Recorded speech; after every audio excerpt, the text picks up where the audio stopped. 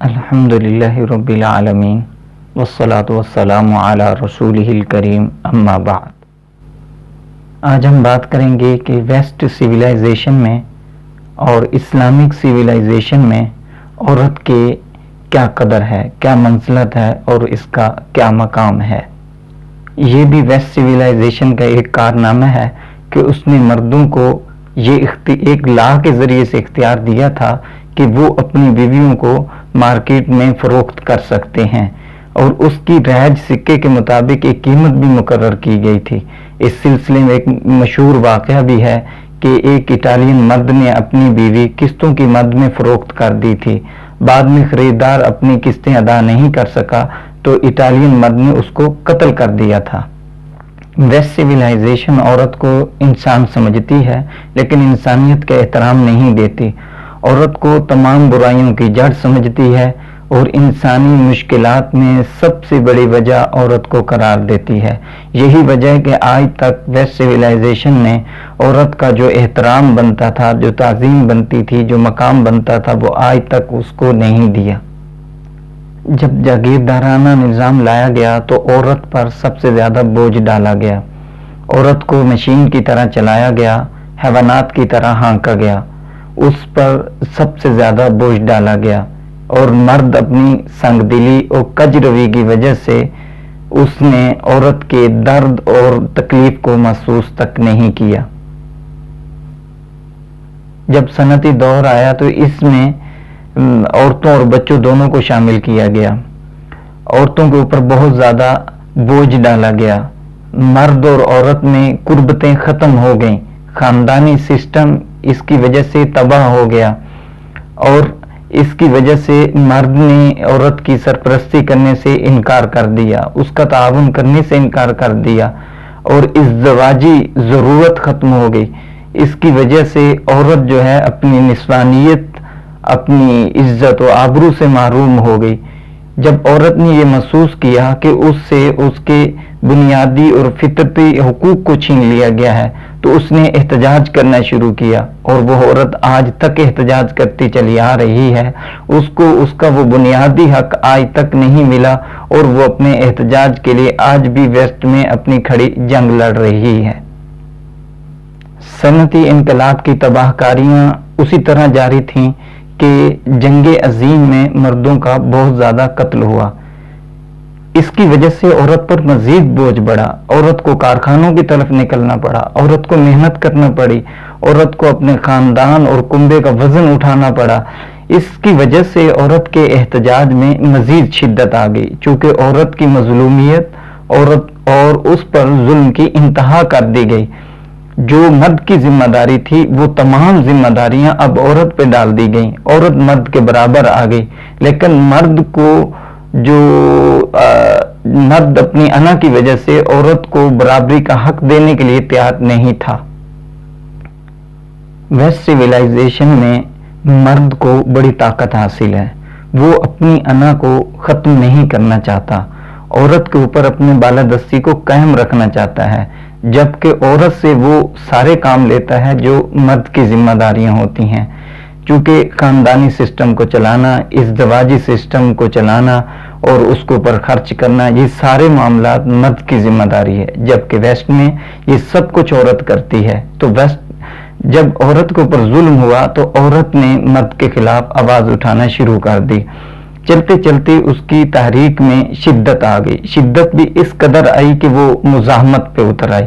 جب عورت مزاحمت پہ اتری، شدت میں اس کی تحریک میں شدت آ گئی تو ویسٹ نے اس کو چند حقوق دیے، جیسے کہ ووٹ کا حق ہے اور پارلیمنٹ کی رکنیت کا حق ہے، اس طرح چند حقوق دیے، اور اسی کو ویسٹ نے نام دیا کہ یہ مرد اور عورت دونوں برابر ہو گئے ہیں اور ان کو برابری کے حقوق دیے گئے ہیں۔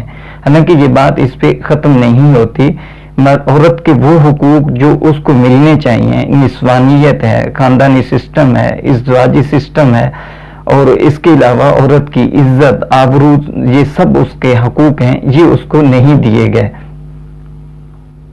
ان تمام مظالم، ان تمام ظلم کے باوجود عورت نے جب ان کو چند حقوق دیے گئے تو اس نے محنت کرنا شروع کر دی، اس نے جد و جہد کرنا شروع کر دی، اس نے کاوشات کو بروئے کار لانا شروع کر دیا، حتیٰ کہ ایک وقت وہ بھی آیا کہ جب عورت مردوں سے کوسوں دور نکل گئی۔ یہی وجہ ہے کہ 1710 عیسوی میں برطانیہ نے جب دیکھا کہ عورت مرد کے اوپر راج کرنے لگی ہے، عورت مرد سے کوسوں دور نکل گئی ہے، تو اس نے عورت پہ دوبارہ سے پابندیاں لگانا شروع کر دی، عورت کو کنٹرول کرنا شروع کر دیا، عورت کو ایک اور میدان دیا، گھر سے نکالا، بازاروں میں سڑکوں پہ کھڑا کر دیا، عورتوں سے وہ کام لینے شروع کر دیے جو اس کے شان شیان نہیں تھے۔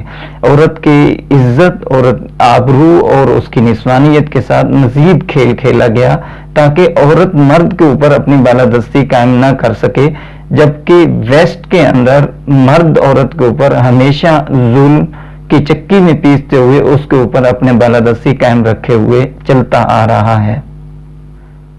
1710 عیسوی میں عورت پر مزید پابندیاں لگانا شروع کر دی گئیں، عورت کے اوپر مزید ظلم کے پہاڑ توڑنے شروع کر دیے گئے، چند حقوق جو عورت کو دیے گئے تھے ان کے اوپر پابندیاں لگانا شروع کر دی گئیں، عورت کو بازار میں لایا گیا، سڑکوں پہ لایا گیا، مارکیٹوں میں لایا گیا، لیکن اس کے جو بنیادی حقوق تھے ان سے محروم کیا گیا۔ ایسے فضول کاموں میں عورت کو مصروف کر کے اس کی نسوانیت، عزت، آبرو، خاندانی نظام، ازدواجی زندگی، ان سب چیزوں سے عورت کو محروم کر دیا گیا۔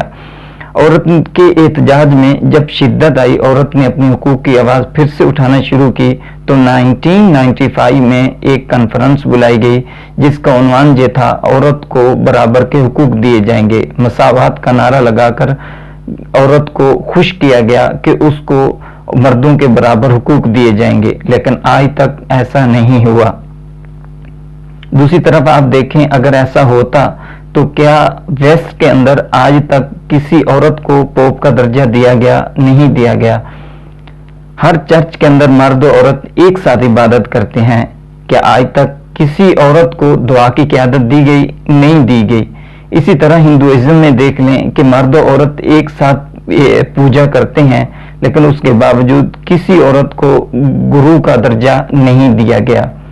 تو کسی بھی طور پر عورت کو مرد کے برابر تسلیم نہیں کیا گیا، بلکہ جس طرح میں نے کہا کہ عورت کو اس کے بنیادی حقوق سے محروم کرنے کے لیے فضول کاموں میں اس کو مصروف کیا گیا۔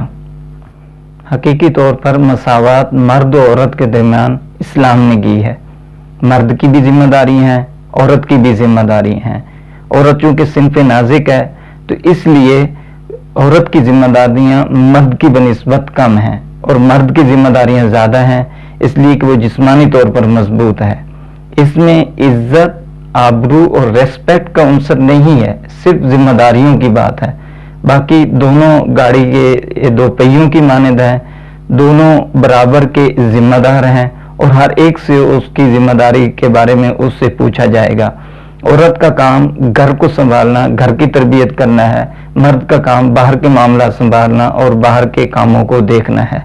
اس میں اسلام نے بہترین تقسیم کی ہے اور ہر ایک کے ذمہ کام لگا دیا ہے، جبکہ مغرب میں آپ دیکھیں تو مغرب نے یہ ظلم کیا عورت پہ کہ جو مرد کی ذمہ داریاں تھیں وہ ساری کی ساری عورت پہ ڈال دی ہیں اور مرد کے برابر لا کے اس کو کھڑا کیا ہے، لیکن جو اس کے حقوق تھے اگر اس کے برابر آپ لا رہے ہیں، اس کے برابر اس کو کھڑا کر رہے ہیں اور عورت سے وہ کام لے رہے ہیں جو مرد کا کام ہے وہ آپ عورت سے لے رہے ہیں، تو پھر عورت کو وہ حقوق بھی ملنے چاہیے، جبکہ مغرب نے عورت کو حقوق نہیں دیے، خاندانی سسٹم نہیں دیا، ازدواجی مضبوط تعلق نہیں دیا، عزت نہیں دی، ریسپیکٹ نہیں دی، تکریم نہیں دی، تحریم نہیں دی، عورت کو عورت کے حوالے سے جو نسوانیت کی ریسپیکٹ ہے وہ نہیں دی، اپنی فطرت سے عورت کو دور کھڑا کر دیا، اپنی ضرورتیں پوری کرنے کے لیے عورت کو استعمال کیا گیا۔